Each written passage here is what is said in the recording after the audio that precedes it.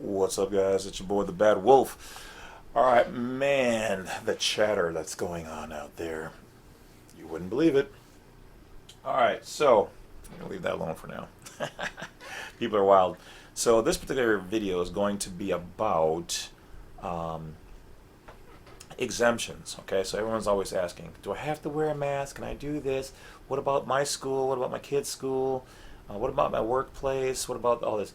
Okay, guys, so first of all, you know on my website, blacksite32.com, I do provide a file where you can send that into your employer, your schools, and whatever else.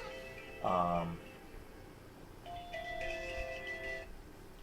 like I said, my phone stays busy. You know, you guys keep me pretty busy. So anyway, so I do have a file you guys can send them, and yes, it does grandfather you in. It does protect you to a very high extent.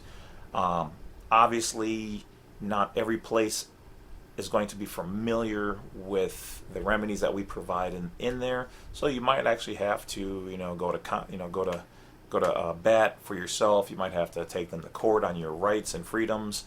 Um, you might have to change your status. So there's a number of different things. You know, even that particular file is not the one all stop. Okay, has it worked? Has it been effective? Yes. But that doesn't mean that, like I said, each employer, some people are just, they're set in their ways. They're like, no, this is what it is. And some of them just don't know law. And they don't know, they've never read the remedies. So when you download the mandate, okay, when they execute these things in from Washington, D.C., and you read through the whole entire mandate, okay, or the executive order or whatever it's listed as, they always have to provide some form of remedy, okay? And so that's what my file provides. That doesn't mean you can't make your own. You just definitely want to be thorough, and you want to stand on some key points. So I'm going to give you a couple key points that you can use.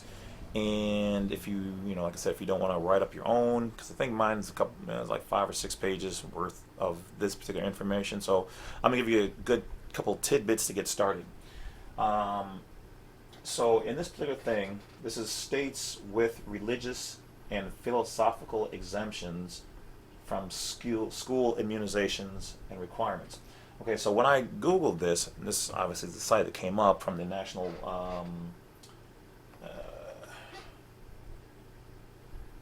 Conference of State Legislatures, and this is in D.C. So they always have to provide it. So what are they really telling you? They're really trying to tell you that every state has an overlay of federal jurisdiction. It doesn't mean the whole state's theirs. It means key spots that use a 2-digit abbreviation and the zip code is theirs. So when they issue these mandates and edicts and whatever else statutes, they abide to those places. But remember, schools and whatever else are all federal. Most businesses are incorporated through the state, which is federal. So that's why they have to abide by these things, because they haven't converted their businesses or schools into a unincorporated association. So because they get a lot more protections directly, being a business. So the business takes the front of any lawsuits or whatever else. But there's ways to do that with an unincorporated association as well. So anyway, so what ends up happening is they always have to provide remedy, but their things apply to the people who are under their jurisdictions. That's why we're stuck in this freaking glass box of everything. Everywhere you go, you have to abide by something. So when you Google these terms, when I did, I came up with the fact that so at this time, no state requires children to receive the COVID vaccine for school entry. So bang, there you go. Okay. So the school might say, well, you need to do this. Need is not law, and I don't have to. It says right there. Okay. However, but what we need to look at is that the key ways. Okay, so first of all, if you're having an issue, hold on.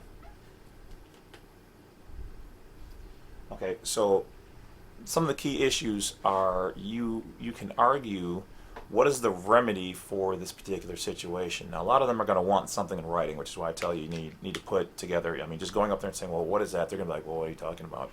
You have to give them a letter so they've got time to see it, review it, file it, and do their own research. I mean, yeah, you can just walk up and ask for the principal or the health department and say, hey, what is the remedy? You might get somewhere with that.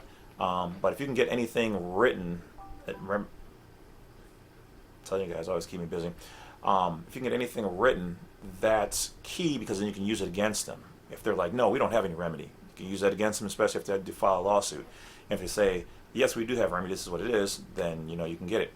So what are the angles that you can use for your exemptions? Now, this is more so for vaccines, but it also does apply for masks, depending on the situation. Like if you go to the store or something, that you have to work out with the store owner and inform them of that there are remedies. What are the remedies? It's a hard process. Put it this way, they make it very difficult. So let's get to the point. So with this, we know now that we can utilize religious aspects. Okay, we can use philosophical. How you personally feel. Okay, you can also use health. Okay, you can also use personal belief. Okay, so these are all remedies, and these are the things plus extra that I have in my particular letter. But if you're going to create your own, these are the topics that you can use to be able to say, well, these, and these are reasons why we can't be in there. So you just have to type up a good letter explaining it. I would highly suggest getting it notarized. Mine does have a notarized section on there with a particular ending and status that makes it a stronger letter than just writing one in. But it doesn't mean you can't, doesn't mean yours won't be effective. It's just key pieces in there that you should have. So, but for those people who, just low income, low budget, can't really afford anything, definitely, type up your own. Be very thorough, put as much as you can in there to back up your claim. So, this particular website has a list. Now, you guys probably can't see this, but each state under House Bill, like for Virginia, 1090 provides that the Board of Health Regulations and Immunization of Schools can consistently develop, blah, blah, blah. So each one of these, okay, Arkansas House Bill 1786 requires a public or private school to create and maintain a report that provides certain information regarding the number of percentage of students who have exemption from the requirements of obtained vaccinations. Okay, so another aspect like in mine would be that if you have antibodies, okay, maybe you went and gave free blood like me, and all of a sudden they were like, well, you have antibodies in there, okay, so you're protected. You can put stuff like that in there. So it's just doing your homework, guys, and knowing, okay, so here on this particular section, starting with Alabama, ALA code 16-30-3, now they're not going to tell you, okay, they're just, get your vaccine, wear your mask, whatever, but here, religious exemptions, yes, they do have it. Philosophical exemptions, no. Okay, so as you go through, let's go to the home state here. Okay, so Wisconsin statute ANN 252.04, yes for religious and yes for philosophical. That's why, like I said, my particular form covers all of those angles, and that's why it's effective. Because, like I said, very methodical when it comes to these things.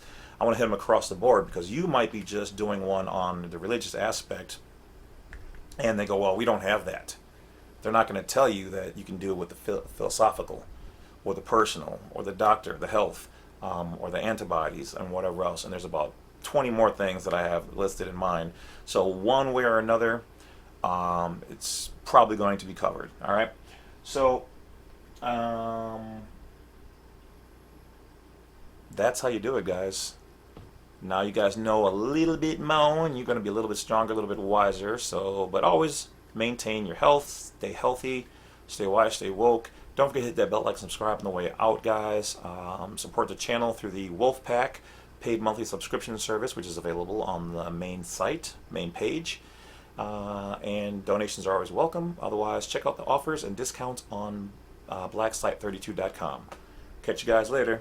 Working hard for you guys. He works hard for the money. So hard, money, money. Or however that goes. Later.